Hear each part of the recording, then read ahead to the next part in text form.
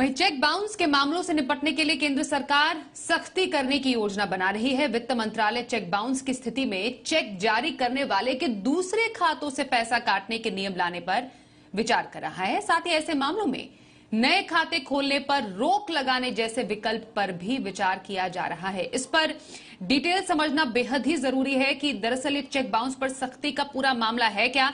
एकता सूरी हमारी संवाददाता हमारे साथ। एकता, जरा बताएं, जिस तरीके से ये प्रावधान दिया गया है कि चेक बाउंस अगर हो जाता है उस स्थिति में चेक जारी करने वाले के दूसरे खाते से पैसे काटने की तैयारी चल रही है, क्या है ये पूरा मामला, कैसे इस ऐसे मामलों से निपटने की तैयारी है?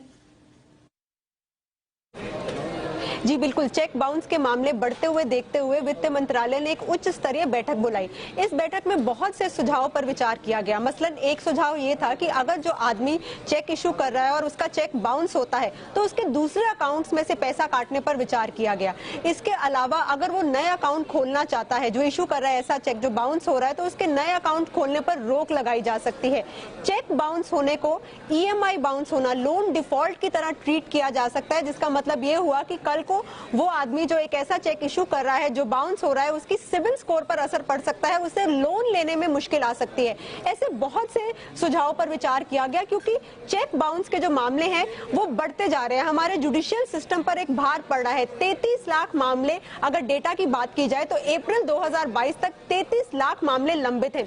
चेक बाउंस होना दरअसल एक दंडनीय अपराध है। अगर चेक बाउंस होता है तो 2 साल की सजा हो सकती है। जिस रकम का आपने चेक इशू किया है उसका दुगना आपको जुर्माना देना पड़ सकता है, या फिर दोनों जो है बतौर सजा आपको मिल सकते हैं। इन्हीं सब वजहों को देखते हुए ऐसे कड़े सुझाव पर विचार किया जा रहा है। और अगर ये सुझाव कानूनी प्रक्रिया के बाद अमल में आते हैं तो जो आदमी चेक इशू कर रहा है और उसे पूरी अवेयरनेस है कि उसके खाते में उतना पैसा नहीं है, लेकिन फिर भी वो चेक एक ऐसा इशू कर रहा है जो बाउंस होगा, तो ऐसे मामलों में एक तरह से डर की वजह से ये मामले कम हो सकते हैं, जिस वजह से हमारे फाइनेंशियल जो ट्रांजैक्शंस हैं उनमें ट्रांसपेरेंसी हो सकती है। फाइनेंशियल सिस्टम पर जो है बोझ वो कम होगा, जुडिशियल सिस्टम पर जो बोझ है वो कम होगा। इसी वजह से वित्त मंत्रालय ने ये उच्च स्तरीय बैठक बुलाई।